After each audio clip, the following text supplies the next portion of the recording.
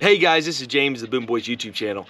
Now in this video, I'm going to be talking about bait tanks. I love fishing with live shad. It's one of my most fun ways of fishing, and it's an easy way I can put my boys on a lot of fish. Now in this video, I'm not going to be talking so much about brands of bait tanks, but I'm going to be talking about features of bait tanks that I really like. And to my right here, I have my personal bait tank.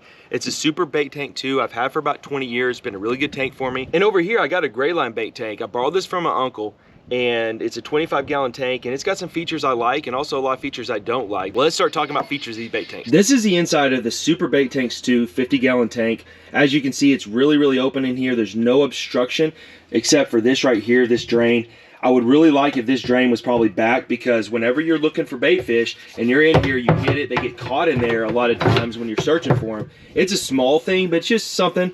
But I really like when you're going to scoop for fish in here and you're going everywhere, you're going here or there, there's nothing in the way that really keeps you from catching bait fish. Now opening up the Grayline bait tank, as you can tell, this is a lot different design.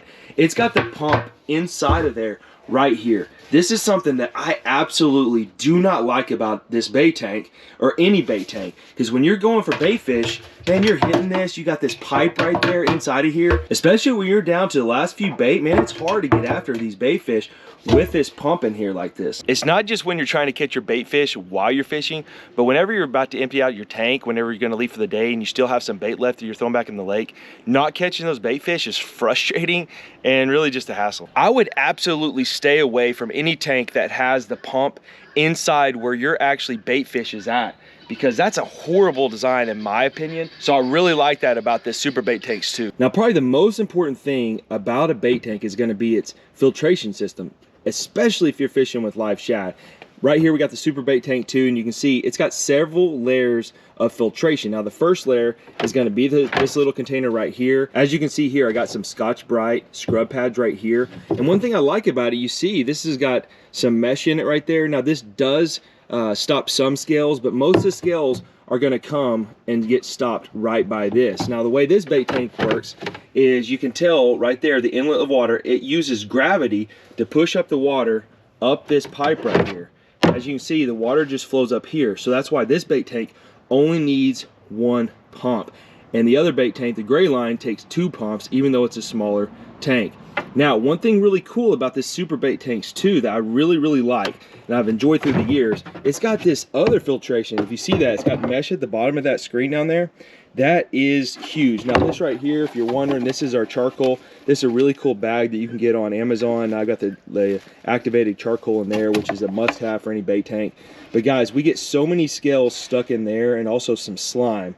That's really important to have multiple layers of filtration. And you can see the inside right here, pretty simple, where we have the pump right there, and this right here, it just sucks water off the bottom right here and pumps, and that's where we get the circulation into the tank.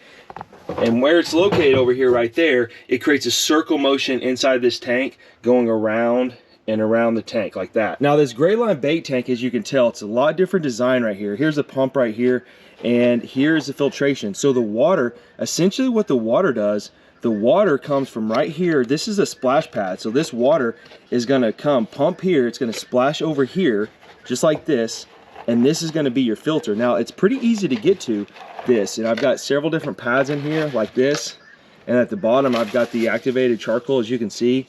Then below that, well, it's pretty much nothing, just a hole.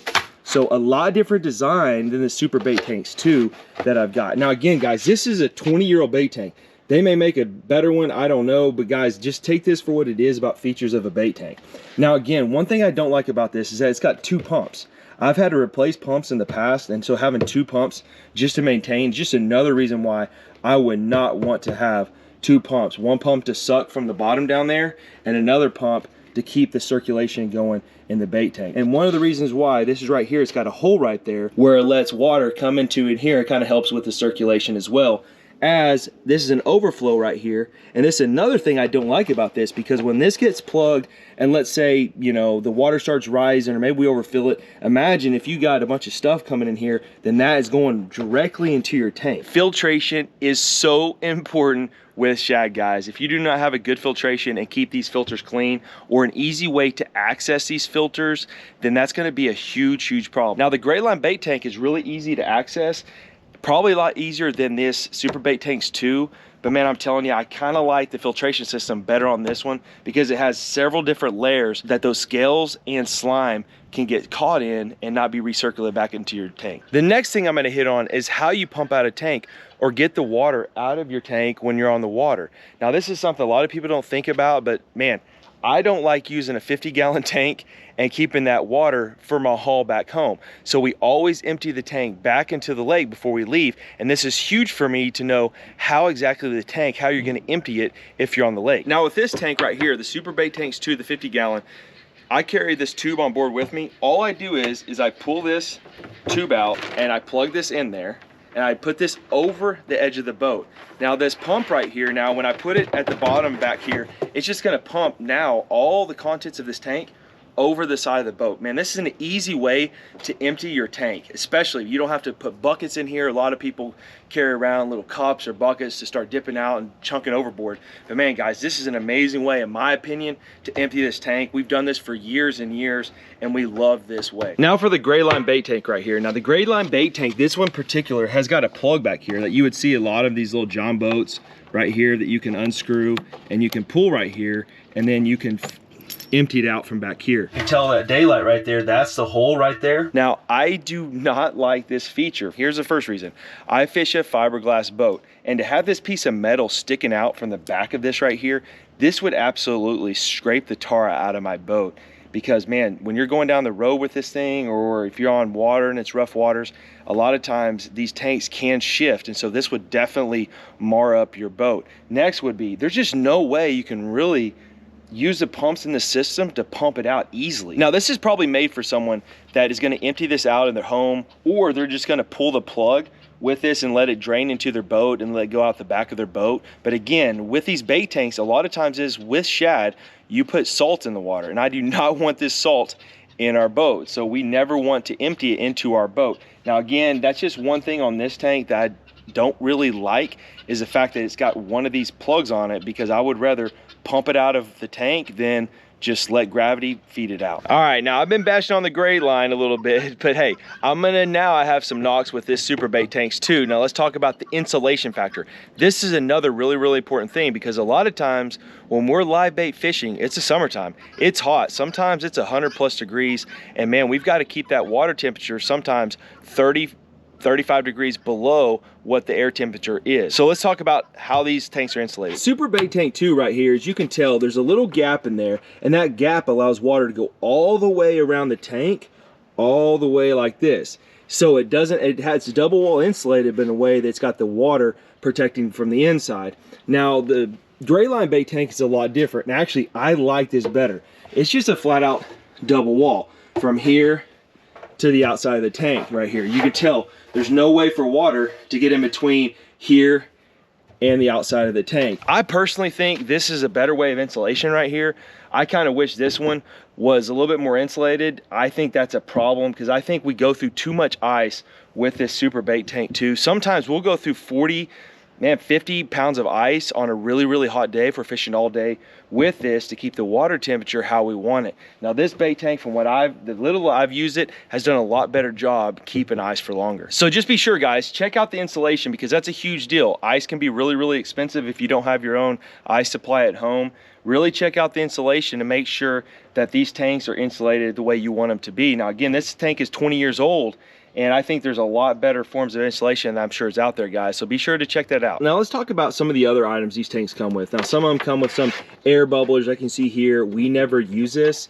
And this one over here, it's got an open and close to control the air from this right here, this pump right here. Now me personally, I don't really care about all the other stuff, because I don't think that's super important to keep the bait how we want it. We really don't have a problem just using one pump and circulating the water just like this. I'm sure it would help some if you had extra bubbles and different stuff right here to kind of create some exotic environment for your shad or whatever bait you have in your tank. But guys, I wouldn't get too fancy with this or really get caught up too much on all these little bubble systems and all these pumps that may have to have multiple intakes. That just makes your pumps more expensive, and it's just really another thing, in my opinion, that can go wrong. So guys, again, look for one pump that can just do a basic job of circulating that water in your tank, and don't get so caught up on all these other fancy lighting systems or bubbler systems that you see in some of these tanks. So guys, let's be realistic. We don't have to create some SeaWorld adventure for these bait in our tanks. Let's keep it simple.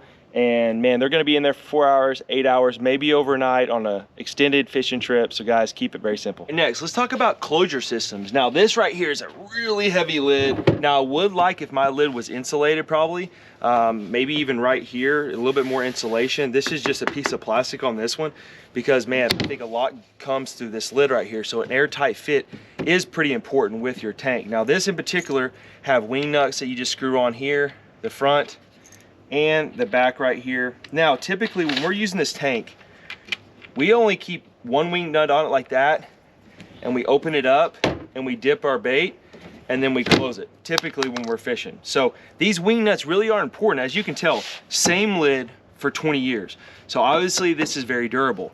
Now, this Grayline bait tank right here, this is probably a better design. Man, it's really light, which I'm not saying I really like that because of insulation factor, but I mean, it's got a bead right here that kind of seals it a little bit better. And what this does, it just slides in right here. It's got this fitting right here. So all you do is put it in there just like that, turn this just like this.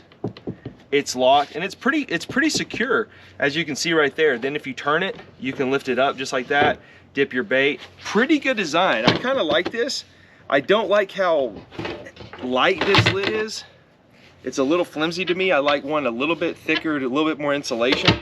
But man, what a pretty easy design to slip in there. And then if you want to get in the back, really easy to get out. Now, that's kind of nice though, dealing with a light lid. If you're going to clean these filters out, man, you can just easily pull this, slide this out just like that. Get these filters however you want it, just like that. And again, look, this tank can't fall in the tank. Hey, that's a plus. So lastly, guys, probably the most important question that you guys are wanting to know is what size tank should I get? There's so many sizes out there. There's 17 gallons, 25 gallons, 30 some gallons, 40, 50 gallon tank. Right here's a 50 gallon tank and right here's a 25. Now full, this weighs a little over 400 pounds. And this 25 gallon tank weighs about 208 pounds when filled with about 25 gallons of water. So weight could be a big factor in this. Now that being said, I've used this tank in a 15-foot John boat for years and it's handled it just fine. It's just like putting a big old boy in your boat, right? But guys, in my opinion, for how we fish, I would never buy a tank less than 50 gallons. Because man, for me, it's the real estate, right? Because with your tank, you gotta realize it takes part of the tank size is for the filtration system, right? So you don't actually get the whole tank for where your bait fish are gonna be. So with us fishing with shad, or if you're fishing with bluegill, whatever bait you're trying to keep alive, the bigger to me, the better. The more water they have to swim in, the cleaner it's gonna be for longer. So now the downsides though, with so much water in your tank is gonna be a couple things. Now one is gonna be, it's gonna take more ice to keep it cool, right? So in the summertime, we usually put 25, 50 pounds of ice in this right here. You're gonna use probably less than half that in this tank. So that's something to think about. Also,